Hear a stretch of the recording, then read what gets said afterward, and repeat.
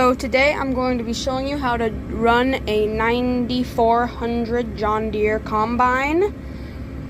It's fairly simple.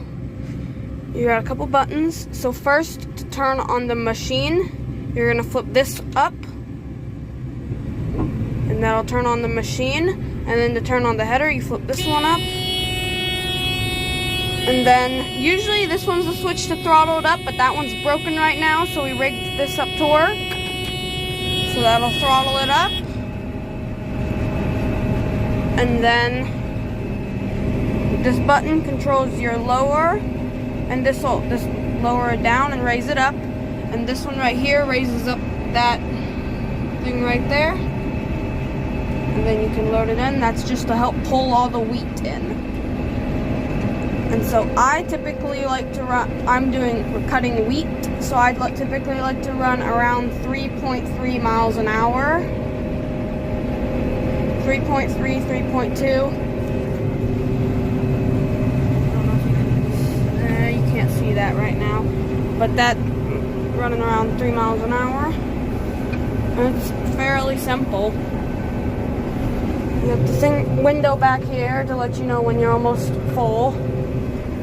And then that rod right there, that one will shift it from first, second, third. And right now I typically run in second for combining wheat. Alright, unloading was fairly simple also. So we'll push that over there. We'll go over there.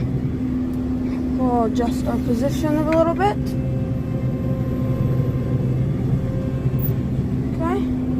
And then you pull that up. And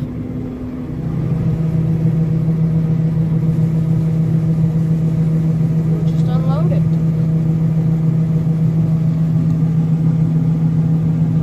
A lot of grain.